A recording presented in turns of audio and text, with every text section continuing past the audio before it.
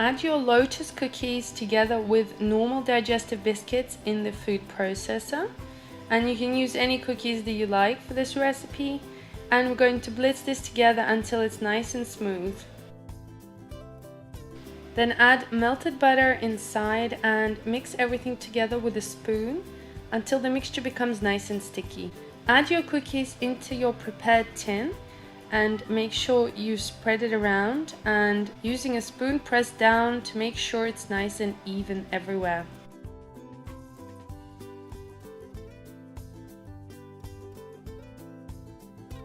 In a bowl, add your cream cheese with mascarpone cheese and icing sugar.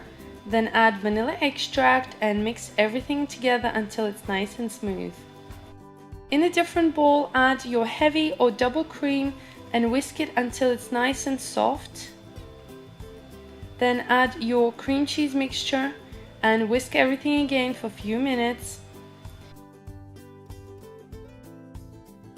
Separate the mixture into 2 different bowls equally. In a bowl, add more crushed cookies and mix everything together.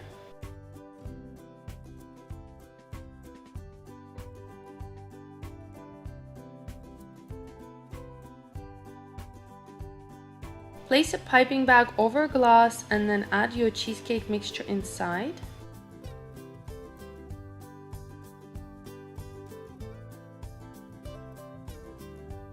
This will make it much easier to pipe and make sure that the mixture is spread evenly. Now, going up and down, press your piping bag and spread your cookie butter cheesecake mixture on top.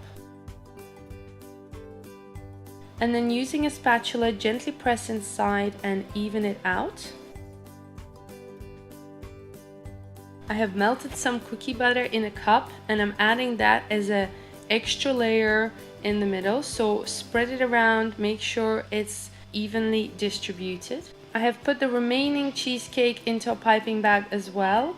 And I'm going to do exactly the same and pipe inside around the edges and make sure we can cover the whole cheesecake. Once it's piped, using a spatula, just gently press inside and make sure all the edges are covered and the cheesecake is nice and tightly sort of packed inside. Place the cake into the freezer overnight or at least 6 to 8 hours. The first thing you want to do is get your gelatin ready.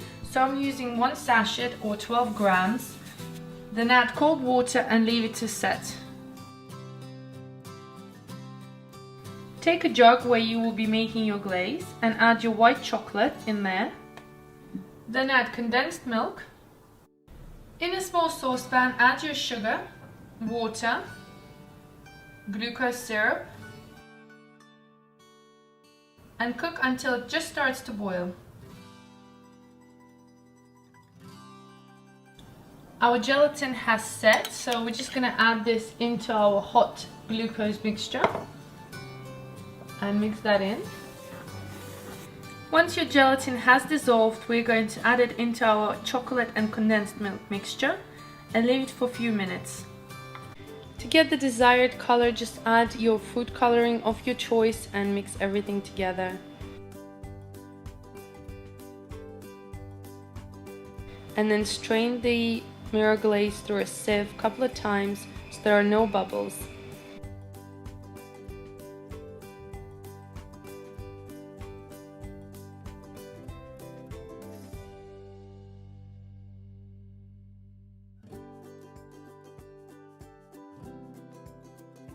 Once your cake is nice and frozen, we're going to apply the mirror glaze on top.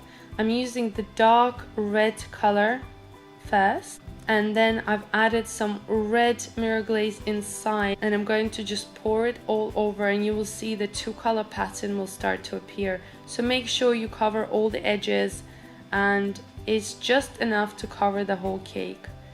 Gently go around with your spatula to get rid of any excess mirror glaze, and then place it into the fridge for at least half an hour. I have wrapped a chopping board in some foil to make it look really pretty and presentable while sharing my cake. So gently put that onto your board. If you have a cake stand that can fit this type of long cake, then please do so. And then we're going to decorate it with some chocolate balls, some crushed cookies, and add more cookies on top. The cake is really easy to slice, so make sure you use a hot, wet knife. This recipe will make about 8 slices of cookie butter cheesecake.